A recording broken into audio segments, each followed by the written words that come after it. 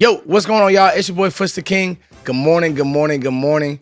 I tried to do this video last night. I couldn't make it. I'm barely making it now, but I got a little bit more juice. Still tired, eyes red. It is what it is. I'm doing this for y'all. As soon as I make this video, I'm heading to church. I just feel good. But now we got to talk about the Dallas Cowboys 2025 draft as a whole. They drafted Tyler Booker, Donovan E, Shavon Revell, Jaden Blue, Shamar James, Ajani Cornelius, J. Tuo. I'm gonna probably mess that up 1,000 times. Phil Maffa and Tommy A. I'm not gonna, the last name, I'm just not gonna do that. 1, 2, 3, 4, 5, 6, 7, 8, 9 new players on the Dallas Cowboys. And let's talk about the theme of this draft. Let's talk about the why of this draft. The why of this draft is the Cowboys trusted their board. They took the best players on their board. And it's obvious. They didn't care about the needs per se. I think that we all know receiver is a need, receiver too. Brian Schottenheimer said this much. Stephen Jones said this much. But they think and they feel, in the scouts that were on the draft show and everything that you've heard, in the first 3 rounds, they got day one starters. And so we'll break it all down. But at the end of the day is going to end. And while we don't have a receiver, to me, the goal is to run the ball, play defense. And you were able to accomplish that in this draft. So round 1, pick 12, Tyler Booker. You guys know how I felt. At the time, I did not agree with drafting a guard 12th overall. But when you make it make sense and you think about a plug-and-play starter, there is no competition, guys. He's in. Brock Hoffman, I love you. TJ Bass, I love you. You guys are backups. It is what it is. This guy is going to be great in pass protection. He's a great blocker coming forward. He's a physical guy. When you hear him talk, you can tell that it's not fake, it's not phony. For him to come out and say, hey, I want to block Jalen Carter, that was different. He didn't run from it. He didn't hide. I want to block Jalen Carter. So Tyler Booker, we've talked about it ad nauseum, just what he means to this team, how he's going to play. I do have my concerns with quickness. And, you know, there's this thought going around that he started as a freshman. He did not start as a freshman at Alabama. What happened was he played 1 game as a freshman. He struggled as a sophomore and had an outstanding junior year, which that's nothing to poo-poo, but if we're going to talk about it, let's talk facts. Tyler Booker, your day one plug-and-play starter at right or left guard. There's going to be some configuring on that offensive line, and for all of this to work, for the run-the-ball theme and the Great Wall of Tyler, whatever you guys are calling it, you need Tyler Guyton to pan out. So there still is coaching that's involved, and you need Terrence Steele, right?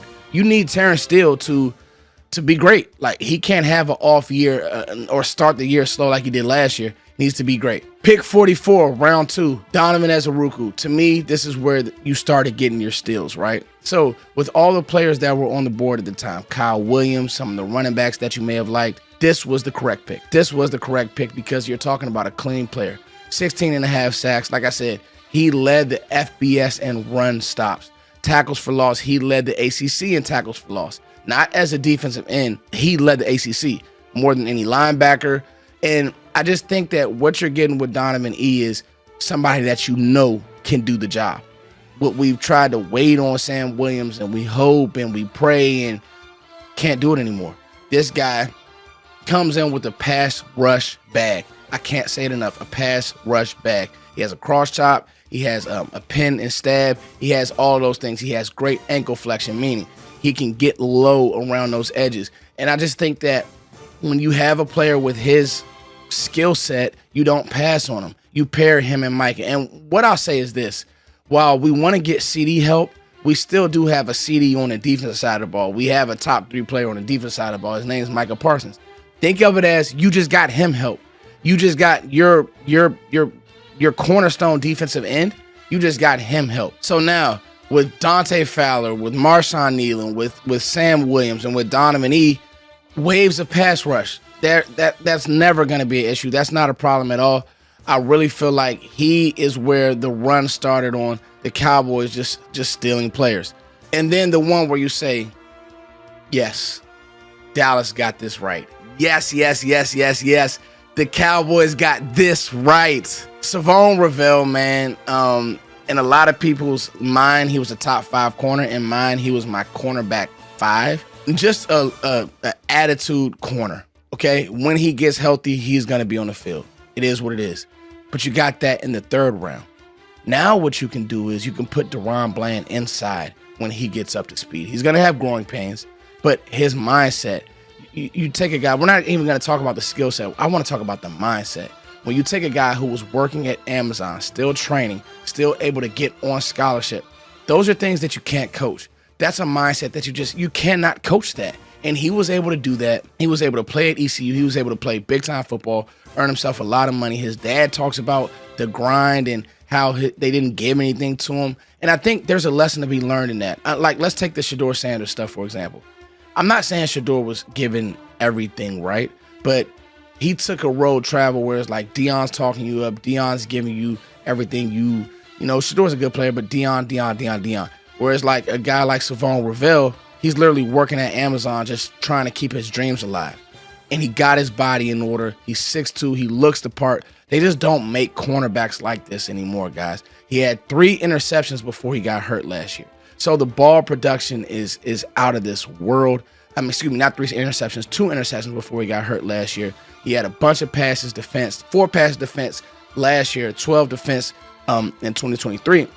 And I think the interesting thing about Ravel is he also used to be a receiver. So we're seeing a trend. Deron Bland used to be a receiver. Trevon Diggs used to be a receiver. Savon Ravel used to be a receiver. He is a cornerback that will beat you up at the line of scrimmage. He also has great undercutting ability. So he will undercut passes. He's actually just not a press coverage. He's not a press man corner. Like, that's just not all that he does. He actually can play some off man. He's not the best in zone, but I think that he can grow into that role. And again, with Matt Eberflus, who's a great teacher, with that room, that defensive back room, I think that he's going to be fine. And this was 100% the steal of the draft. Unless you're telling me that we're going to draft the fastest running back in the class. Come on down, Jaden Blue, Texas. So I know I just said that Ravel was the steal of the draft, but because this running back class was so polarizing, right? And it is. It was extremely polarizing. There were people like Jeff Kavanaugh, my buddy Jeff, who had Jaden. He had a 2nd round, 3rd round grade on Jaden Blue. He falls to the 5th. And the first thing that people are going to tell me, Foots, Damian Martinez, DJ Giddens. Guys, that's who Foots wanted to draft. Connor Riley coached DJ Giddens when he was at K-State. He knows DJ Giddens more than ever. You don't think that those scouts and those coaches came together and they said, hey, who you liking here? They said, give me Jaden Blue. You know why? When you're that fast, the other things can be coached. The vision, I do struggle with at times, right? The finish, I do struggle with at times. The thing that nobody's talking about is this guy has 6 receiving touchdowns last year, okay? 42 receptions. He's more than a runner. He's a weapon. That's all I was asking for when it came to the Cowboys. I know they went best player available, so things worked out how it was supposed to. But you're telling me that you get a weapon who can run the ball, and you guys will see when he's running the ball versus when Javonte Williams is running the ball, the juice will look different. It'll have pop, and they'll coach him up. I mean, if you can't coach a guy like this with this type of ability, then you don't need to be in the NFL. And I think that's what Clayton Adams' job, that's what his job should be. His job should be getting the best out of him, getting the best out of Phil Maffa, because I think that these guys could, moving forward, I don't want to get crazy here, but Maffa kind of does remind me of James Conner. So getting back to Jaden Blue, I just think that you have a guy who is fast as crap. He's not soft. He can run a little bit better in between the tackles, and I think that he helps your teams. He helps his team right now because he has more juice than Miles Sanders. Javonte Williams will be the starter, and everybody else has to compete, and I think that's how it should be. Shamar James, this is one where when I heard Matt Eberflus talk about him, this is your 5th round pick 152. When I heard Matt Eberflus talk about him, I was instantly like, okay, he has a plan for this guy. So he's a great athlete. He plays forward. His warts are simply in coverage. It's just not his. It's not his thing. Okay. He can't. If he takes a misstep, he's not gonna recover well. Okay. And there are times where he does miss tackles. But when you look at his strengths, when he sees it, he goes. He plays downhill, and we gotta trust Matt Eberflus. This is what I call a coach's special. So scouts will give the coaches one, and this is what coaches want. They want a guy who they can mold. He was the team captain, energetic leader. So, and this is off of Dane Bluger's report, but what are we starting to see now? We're starting to see a trend of team captains, guys who are good football players, but they're also good off the field. They can be trusted. Like, that matters. And so with Shamar James, he does have that, you know, Patrick Queen run to the ball vibe. I don't know if his instincts are where they need to be right now. And I honestly don't know if you can coach instincts. So I think what you have to do is put him in the best position to make plays. And I think that's what he will do. And then rounding out the 6th, 7th, and the 6th round and our 3 7s, like I said, Johnny Cornelius, he's a guy who, depth piece. You now have 20 offensive linemen. You literally have 20 offensive linemen. Let him come in and compete.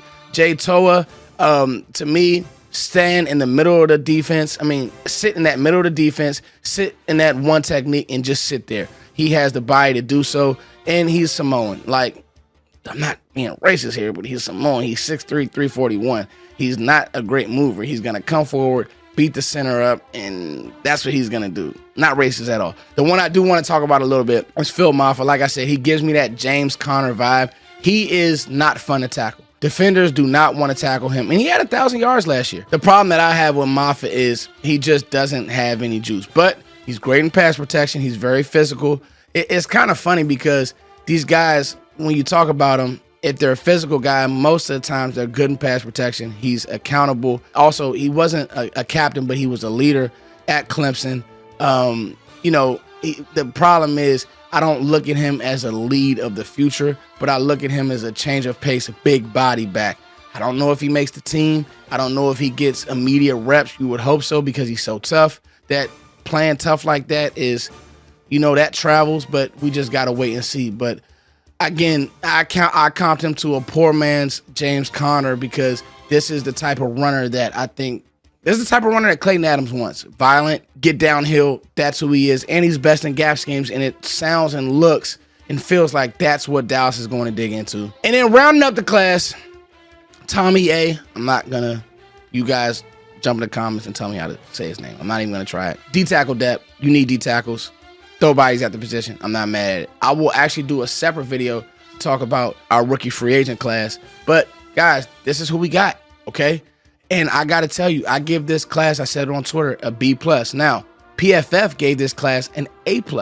I give it a B+ because to get Donovan Ezeraku and Shavon Ravel, there were people who had both of those guys in the first round. To get Donovan Ezeraku and Shavon Ravel, amazing draft. And it doesn't matter what I think. I don't have any ego. I really don't.